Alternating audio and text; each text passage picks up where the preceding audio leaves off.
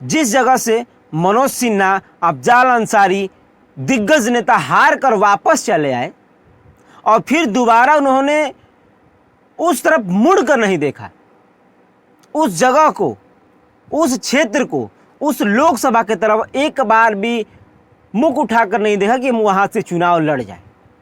इतनी बुरी तरीके से हार कर आए। अब आप समझ सकते हैं कि यह लोकसभा कितना हॉट है, यह लोकसभा कितना गर्म है, यह लोकसभा कितना महत्व है। जो ऐसे नेता जिनकी अच्छी खासी बोलबाला है, लोग पसंद करते हैं, वह वहां से हार कर आए, वहां गए नहीं। एक ऐसी लोकसभा है और फिर दोबारा लड़ने की कोशिश भी नहीं। जी हाँ दोस्तों, कहा जाता है कि वीरों की धरती, जवानों का देश, बागी बलिया उत्तर प्रदेश। जी मैं बात कर रहा हूं बागी बलिया की, जहां से दिग्गज नेता हार करके वापस चले गए और फिर दोबारा वापस वहां पे आए नहीं लड़ने के लिए, जो कभी गाजीपुर में हुआ करता था। कहा जाता है गाजीपुर और बलिया भाई भाई हैं। अब जो है राजनीतिक समीकरण को थोड़ा समझ लेते हैं। एक ऐसा व्यक्ति जो 8 बार सांसद रहा, उनके बेटे पर बीजेपी पार्टी ने विश्वास जमाया है। इस बार के लोकसभा में बलिया में नीरज शेखर पर बीजेपी पार्टी ने बलिया लोकसभा पर टिकट देकर के उनको प्रत्याशी बनाया है और विश्वास जमाया है कि वह इस बार कुछ ना कुछ खेला करेंगे। वही बहुजन समाजवादी पार्टी की तरफ से लल्लन सिंह यादव को चुनावी मैदान में उतार दिया है, यानी कि भाजपा की तरफ से अब टिकट क्लियर हो गया है, अब वो चुनावी मैदान में उतर चुके हैं। अब बात आती है सपा पार्टी की तरफ से सनातन पांडे, जो 2019 के चुनाव में बहुत ही कम वोटों से हारे थे, उस पर फिर एक बार सपा पार्टी ने उन पर विश्वास जमाया है और उनको टिकट दिया है कि लीजिए भाई, अगली बार जो है कि आपने कुछ वोटों से जो हारा था, जो गलतियां हो गई थी लोगों से, उसको आप जाइए, मनाइए और सुधार कीजिए और आप जीतिए। यानी कि आप लोगों के बीच जाइए और जिस तरीके से जो कमियां थी, जिस कमियां की वजह से आप हारे थे, जो वोट कम मिला था, उसको देख करके इस बार आप खरा उतरिए। तो इस पर भी सपा पार्टी ने उनको उतार दिया है, सनातन पांडे को, और कहा है कि अब लीजिए चुनावी मैदान में जाइए और दहाड़ करके जीत करके वापस आइए। आपको बता दें कि बलिया जो है गाजीपुर के बाद हॉट सीट माना जाता है। जितना गाजीपुर की अहम सीट है, उतनी ही बलिया की भी अहम सीट है। सबसे पहले बीजेपी पार्टी ने प्रत्याशी उतारा नीरज शेखर को, फिर उसके बाद बसपा की तरफ से चेहरा आया लल्लन सिंह यादव का।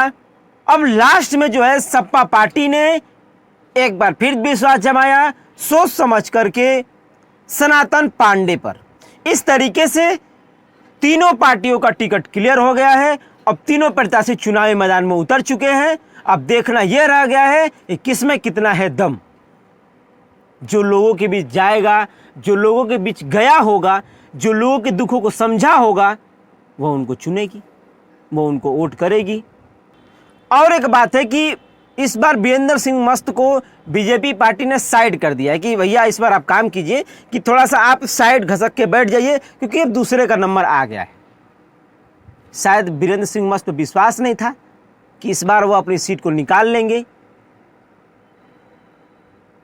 क्योंकि मैं बता दूं आपको कि बलिया लोकसभा के कुछ ऐसे गांव, कुछ ऐसे इलाके हैं जहां पर ये जनप्रतिनिधि जो है एक बार भी झांकने तक नहीं गए। ग्राउंड रिपोर्टिंग में जब देखी जा रही है, लोगों से जनसंपर्क बनाया जा रहा है, लोगों से मिला जा रहा है, उनकी राय जानने की कोशिश कर रहे हैं हम लोग कि उनके दिलों में क्या है। लोग साफ सीधी बात ये कह दे रहे हैं कि भैया हम क्या करें, वो लोग तो हमारे पास आते नहीं हैं। सीधी सी बात है, सांसद बनने के बाद, मंत्री बनने के बाद लोगों के दुखों को कोई समझने नहीं आता है कि उनकी तकलीफ क्या है, उनके दर्द क्या है। बहुत सारे ऐसे गांव हैं जहां पर एक बार भी सांसद महोदय लोग झांकने तक नहीं गए हैं। सीट तो अपने में करवा ली, जगह तो अपने में करवा लिया, वोट तो बन गया, लेकिन क्या वोट से ही काम सिर्फ चल जाएगा कि जनता को विकास भी चाहिए। कुछ ऐसे गांव हैं जो बलिया लोकसभा के एकदम लास्ट छोर पे हैं, जैसे कि नगलीपुर हो गया, रेवतीपुर हो गया, हसनपुरा, नसीरपुर, बिरऊपुर, नौली, बसुका, अठाठा। मतलब ये गांव कुछ ऐसे गांव हैं जहां सांसद महोदय लोग जीतने के बाद एक बार भी अपना चेहरा नहीं दिखाने आते हैं। आप जो है कि नगदिलपुर से होते हुए जो हसनपुरा, बिरऊपुर और नसीरपुर जो जोड़ने वाला बाईपास मार्ग है, वहाँ पर एक पुलिया है, वो लगभग 2-2.5 सालों से टूटी पड़ी है। लेकिन किसी के दिमाग में ये यहाँ तक नहीं आ रहा है कि वह उस पुलिया को एक बार भी आए, देखे और उसका निर्माण करवाए। क्योंकि वहाँ के लोगों को क्या चाहिए? अच्छा सा रोड हो, बढ़िया व्यवस्था हो, पानी मिले, यानी कि मार्केट से जो रोड गया है उससे जो जनसंपर्क बना हुआ है, जो लोगों को जाने का मेन रास्ता है, जब वही टूटा पड़ा है तो लोग कैसे जाएंगे? अपने स्थान पे अपने काम काज करने के लिए कैसे जाएंगे? तो इन सारी चीज़ों पे ही लोग तो दुखी हैं। बस एक बड़ा सा दोनों तरफ बोर्ड लगा दिया गया है, उसके बाद छोड़ दिया गया इसी तरह से कि लोग जैसे तैसे आए जाए। टूटा तो हुआ कि बस कुछ ही सालों में बन जाएगा, लेकिन धीरे धीरे देखते देखते 3 साल लगभग ये बीत चुके, 2.5 से 3 साल ये बीत चुके हैं, लेकिन अभी तक अच्छी तरीके से उसको गिराया तक नहीं गया। तो बनाने की बात छोड़िए, यहाँ के लोग इतने परेशान हैं कि वह अपने दुखों को व्यक्त भी नहीं कर सकते हैं, क्योंकि कोई सुनने वाला नहीं है। उनके जनप्रतिनिधि उनको सुनने तक नहीं आते हैं।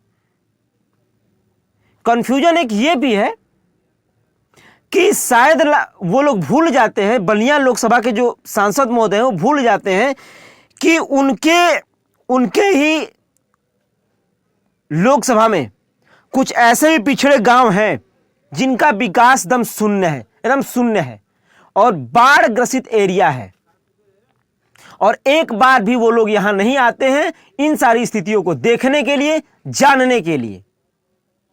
बस इसी बात से लोग वहां पे दुखी रहते हैं कि हम क्या करेंगे किसी को चुन करके, जब कोई हमारे लिए खड़ा ही नहीं होता है, हमारे लिए कोई आता ही नहीं है। जब विकास नहीं होगा तो लोग कैसे किसी को चुनेंगे? शायद एक ये भी कारण है कि जनप्रतिनिधियों पे लोग इतना गुस्सा निकालते हैं जब वो चुनाव प्रचार प्रसार करने के लिए आते हैं, तब इन सारे इलाकों को कोई ध्यान नहीं देता है। रोड बने हैं, बहुत सारे रोड बने हुए हैं, लेकिन मुश्किल से 2-3 महीने बाद आप उसकी स्थितियां देखिएगा, वो टूट करके एकदम सत्यानाश हो जाएंगे। सिर्फ नाम भर के लिए उसको बनाया गया है कि चुनाव है, बस बना दीजिए। यानी चुनावी चस्का नहीं कहा जाता है, जो अभी चला रहे चुनावी चस्का, वही है चुनावी चस्का, कि उस लोगों को लॉलीपॉप दिखा दिया जा रहा है कि ये लीजिए आपका रोड बन गया, बढ़िया फर्स्ट क्लास हो गया। लेकिन 1-2 महीने जाते जाते उसकी स्थिति क्या हो जाएगी आप खुद देखिएगा। और एक बात जानना चाहेंगे आप लोगों से हम, आखिर क्यों इस बार बीरेंद्र सिंह मस्त को टिकट नहीं दिया गया? आखिर बीजेपी पार्टी ने उनका इस बार टिकट क्यों काट दिया? नीरज शेखर को क्यों दे दिया? और इस बार बीजेपी, सपा और बसपा के तीनों प्रत्याशियों में से किसकी जीत होगी? बलिया लोकसभा के लोग, क्षेत्र के लोग हैं, वो किसको जिताएंगे? कमेंट सेक्शन में जरूर बताइएगा। आप ये खबर भारत न्यूज़ पे देख रहे हैं। देश, दुनिया और राजनीतिक खबरें देखने के लिए आप हमारे साथ बने रहें। धन्यवाद।